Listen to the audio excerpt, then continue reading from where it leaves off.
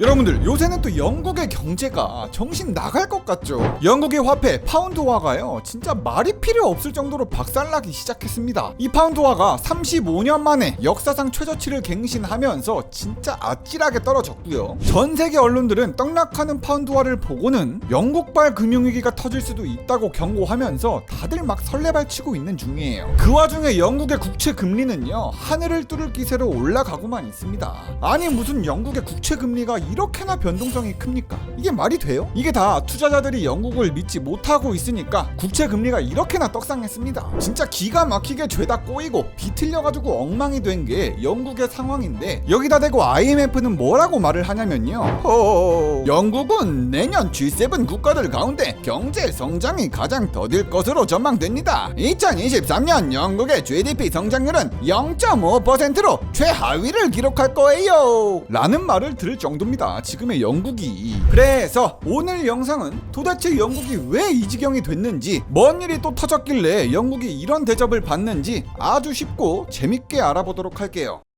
자, 일단요 심상치가 않은 게 지금 영국의 경제 상황 중에서 가장 안 좋은 게 환율이거든요. 분명히 올해 초까지만 해도요 파운드가 파운드당 1.3달러 수준으로 강력한 화폐임을 유지하고 있었는데 지금은 9월 26일 기준 파운드당 1.04달러까지 아주 그냥 줄줄 흘러내리면서 역대 최저치였던 35년 전보다도 낮아졌어요. 이에 미국 블룸버그 통신은 이렇게 얘기합니다. 영국의 파운드 가치가 속절없이 떡락해서 이제는 1파운드가 1달러로 추락할 가능성이 매우 높습니다.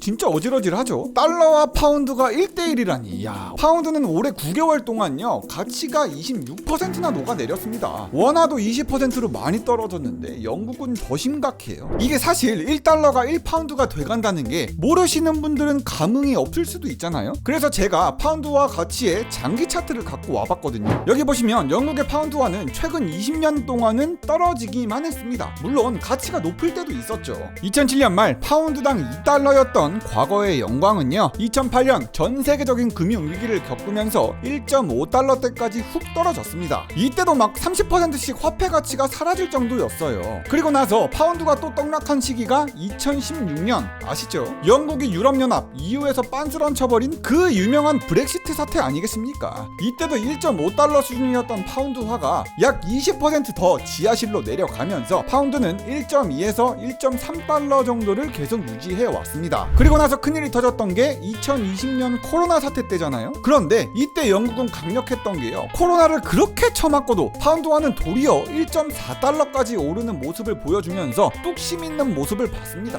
와, 아무리 그래도 근본이 있는 파운드가 튼튼하긴 하구나 생각을 했죠. 하지만 최근에 영국의 파운드화는요 역사상 최저치인 1.03달러, 한때는 기축통화 영역까지 갔던 파운드가 단 한 세기 만에 이렇게나 많이 떨어진 거예요. 지금 떡락하고 있는 영국 파운드화가요 가장 먼저 외환 위기를 맞을 가능성도 없진 않은 게요 영국의 외환 보유고가 그리 많지 않은 수준이거든요. 우리 대한민국만 봐도 외환 보유고가 8월을 기준으로 약 4,300억 달러가 넘습니다. 그런데 IMF에 따르면 영국의 외환 보유고는 대체 얼마냐? 8월 기준 1,080억 달러 수준으로 매우 적은 상태입니다. 이건 뭐 우리 대한민국 4천억 달러에 비교해서는 약 4배 넘게 작죠. 영국은 GDP를 기준으로 돈이 많은 나라인데 외환 보유고는 매우 비어있는 모습이에요. 만약에 영국 정부가 폭락하는 파운드화를 방어하겠다고 환율 막겠다고 하면은 버틸 체력이 아주 적다는 겁니다.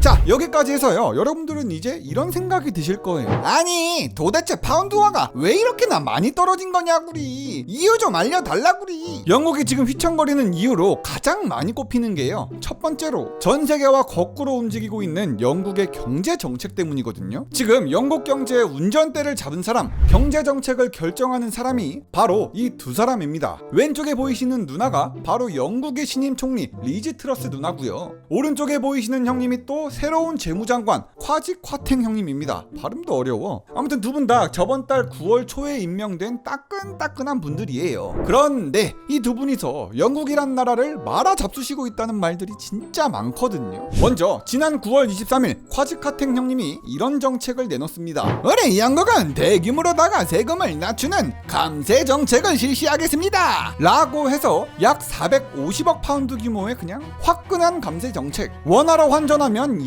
약 70조 원 규모의 감세 정책을 낸 거예요. 구체적인 내용으로는요, 영국의 소득세율을 기존 20%에서 19%로 내려버리고요. 소득세 최고 세율도 기존 45%씩 받던 걸 이제는 40%로 인하한다는 내용이에요. 그러니까 연봉이 2억이 넘는 고소득자들한테도 감세 혜택이 많이 들어간 거죠. 감세로 경제를 부양하겠다는 영국 정부의 계획이 450억 파운드라고 했잖아요. 이게 50년 만에 최대 규모라고 합니다. 그런데 생각해보면요, 국민들한테 세금을 덜 걷겠다고 하는 거면 사람들 입장에서는 좋은 게 아닌가 싶을 수 있잖아요. 하지만 문제는요, 영국의 감세 정책은 영국 정부의 부담도 엄청나게 커지고요, 시장의 돈이 더 풀리면서 물가 상승 압력이 더 커진다는 거예요. 아니 안 그래도 올라가고 있는 물가를 잡아야 되는데 도리어 감세 정책을 하다니요. 시장에서 돈을 걷어서 흡수해야 될 시기에 감세 정책은 돈을 시장에 뿌리는 행위입니다. 역주행이 오지는 거죠. 지금 세계 경제하고 영국을 함께 비교해보면 더 위험하다고 느끼실게요. 지금 대장격인 미국을 포함해서 우리나라도 경제 정책의 방향이 어떻습니까? 긴축하고 있고 기준금리를 올리고 있죠. 2022년부터 세계 여러 나라들이 인플레이션 잡겠다고 다들 기준금리를 올렸습니다. 우리 대한민국만 봐도 기준금리를 1년 사이에 1%포인트 이상 올렸고요. 미국 천조국 형님도 이빨 꽉 깨물고 기준금리를 꾸준히 올려가고 있어요. 하지만 영국은 뜬금없이 거꾸로 역주행하겠다고 떡하니 감세 정책을 가지고 왔다는 겁니다. 그냥 나홀로 감세 정책 하겠다고 외치고 요단강 건너고 있는 거예요 지금. 아니 그렇다면요, 트러스 누나나 쿼탱이 형님이나 영국의 인플레이션을 생각하지 않고 감세 정책을 무작정 내놓진 않았을 거잖아요. 영국은 인플레이션을 걱정 안 해도 되나 싶어서 한번 찾아봤더니 영국의 인플레이션 전년 동기 대비 8월 물가 상승률이 9.9%로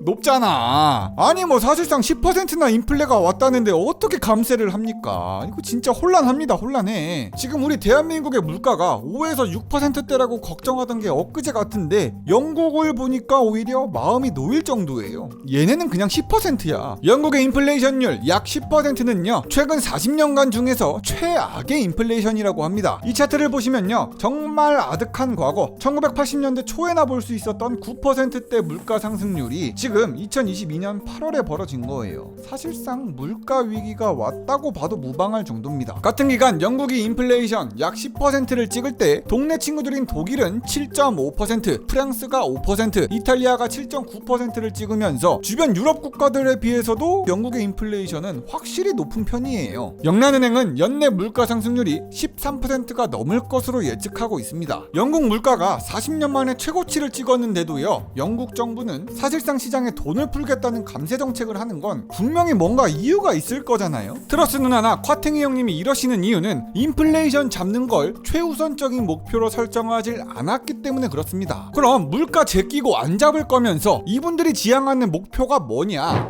우리들의 목표는 내년에 0%대로 예상되는 영국의 실질 성장률을 2.5%대까지 끌어올리는 겁니다. 그렇습니다. 이 트러스 누나나 쿼탱이 형님의 목표가 실질 성장률 2.5%까지 유의미하게 키우는 거예요. 물론 영국 정부가 감세를 한다는 건 시장에 돈을 풀어버리는 거니까 영국의 성장률이 오를 수는 있다고 봅니다. 사람들이 그만큼 더 많은 소비, 더 많은 투자를 할 테니까요. 솔직히 감세 하나만으로 성장률 끌어올리면 좋죠. 누가 마다합니까? 그런데 문제는 위기도 함께 올 수도 있다는 겁니다. 아니 이미 위기가 도처에 막 깔려 있어요. 지금 파운드화가 떡락한 것도 그렇고 인플레이션이 오지게 터지고 있다는 것도 문제고 채권도 문제야. 성장률 하나 잡겠다고 M1 경제가 다 무너질 수도 있는 겁니다. 그렇기 때문에요, 투자자들은 이젠 영국을 못 믿겠다고 파운드화 투매해버리는 거고 영국 국채도 팔고 영국 주식도 매각하고 난리가 난 거예요. 영국 정부가 진짜 바뀌지 않을 것 같은 건요, 23일 감세 정책을 내고 나서 그렇게 욕을 드시고 경제가 휘청휘청 하는데도요, 9월 25일 쿼탱이 재무부 장관님은 추가적으로 더 감세하겠다고 얘기를 했고요, 29일 트러스 누님마저도 쿼탱이 형님을 지원 사격하면서 이런 말을 합니다. 우리 영국은 진짜로 어려운 시기를 맞고 있긴 합니다. 하지만 우리는 감세 정책을 꼭 유지할 것이고 앞으로도 영국 경제가 성장할 수 있도록 어떻게든 노력할 겁니다. 지금 영국 정부는 완전히 악수를 놓은 형태입니다. 솔직히 이건 자충수가 될 수도 있는 도박을 한 거예요. 이 와중에 쿼즈 쿼탱은요, 자신의 감세 정책, 성장 목표의 정책을 두고 이런 말을 합니다. 일부 투자자들은 원하는 대로 그냥 반응하겠지만 우리의 성장 계획은 곧 우리가 올바른 방향으로 가고 있다는 걸 보여줄 것입니다. 것이며 우리를 더 풍족한 미래로 이끌어 줄 겁니다. 트러스나 쿼탱이나 진짜 찐일 수밖에 없는 게요, 자신의 인기가 겁나 떨어질 걸 알더라도 욕먹을 거라는 것도 알면서도요, 감세를 해서 성장률을 잡는 게 핵심 임무라고 말할 정도였습니다. 야, 이거 진짜 신념이 우직해요. 아, 물가 상승률이요? 그딴 걸 내가 왜 신경 써야 합니까? 아, 그냥 나는 영국 성장만 하게 만들면 그만이야. 정리하자면 영국 정부는 지금 당장 감세 정책을 접고 철회시킬 계획이 1도 없다는 겁니다. 이빨 꽉 깨물고 버텨야 될 시기에 지금 영국 정부는 입을 이따만큼 벌려서 크게 성장해 먹겠다는 거예요.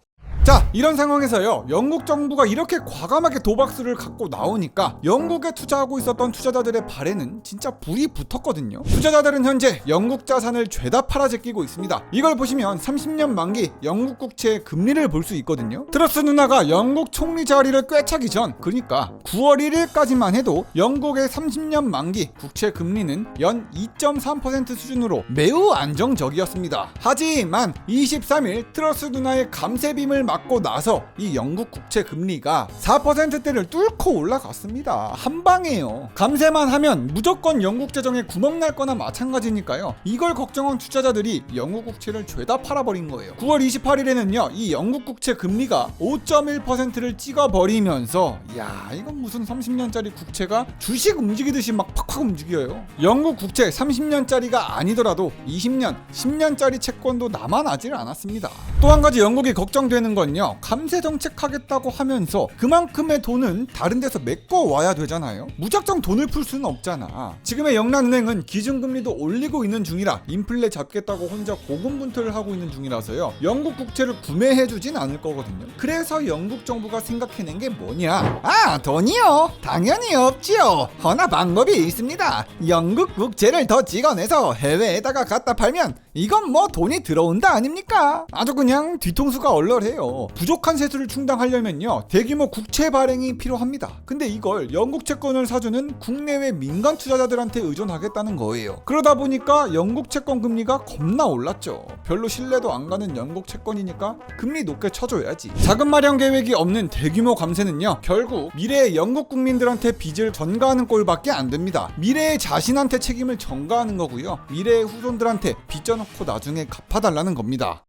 자, 감세를 하겠다는 영국 정부의 입장은 잘 알겠지만요, 여기서 문제가 하나 더 있는 게 영국 정부와 중앙은행이 뭔가 손발이 제대로 안 맞아서 뻘짓만 반복하고 있다는 겁니다. 트러스 누나의 목표는 딴 건 다 필요 없고 오직 성장률입니다. 영란은행의 목표는 딴 거 다 필요 없고 물가 상승률만 잡겠다는 거고요. 이 둘의 목표가 너무 반대되는 방향으로 움직인다는 거예요. 추구하는 바가 달라요. 분명히 영란은행은 물가를 잡기 위해서 부단한 노력을 하고 있었습니다. 영란은행은 정부가 감세 정책을 공개하기 바로 전날 22일날 기준금리를 2.25%로 0.5%포인트 올렸죠. 이건 분명히 잘한 거예요. 8월달 9.9%의 물가 잡으려면 당연히 했어야지. 최근에 영란은행은 이렇게 얘기합니다. 현재 영국 정부와 영란은행은 서로 다른 방향으로 움직이고 있습니다. 그럼에도 불구하고 우리 영란은행은 금리 인상을 멈추지 않을 겁니다. 거의 인플레이션은 잡아야지요. 영란은행은 물가 목표 2%를 달성하기 위해서 필요한 만큼의 금리 올리는 걸 주저하지 않겠다고 말했습니다. 영국 정부도 영란은행도 자기 갈 길 가겠다는 거죠. 영국 정부의 성장률 위주의 정책이든 영란은행의 물가 상승 안정이든 서로의 정책이 서로를 방해하는 꼴이 된 거예요. 영란은행은 인플레 억제하겠다고 기준금리를 인상했고 시장에 돈을 거두고 있는데, 영국 정부는 성장률 잡겠다고 감세하겠다고 하고 있는 거고 시중에 돈을 풀려고 하고 있는 둘 간의 완전히 엇박자죠. 이렇게 재정정책과 통화정책이 서로 상충될 때는 좋은 결과가 나올 수가 없습니다.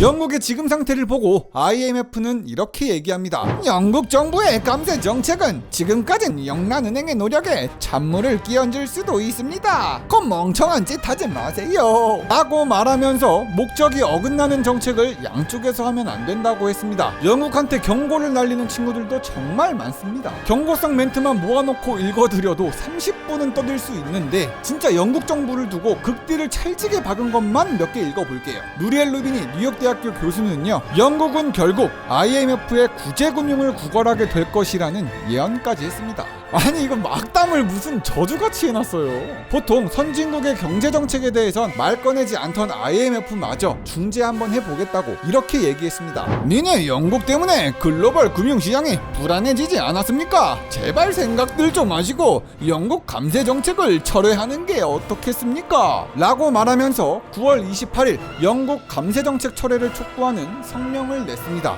거의 모든 전문가들이 영국을 좋게 바라보고 있지 않아요. 국제신용평가사 S&P도요 9월 30일 영국의 국가신용등급 전망을 부정적으로 하향 조정하면서 진짜 영국한테는 치욕적인 날들만 늘어나고 있습니다. 영상 끝까지 다 봐주셔서 정말 감사드리고 구독과 좋아요 좀 눌러달라구리. 그럼 다음 영상에서 보자구리. 리뷰용이는 바보 멍청입니다.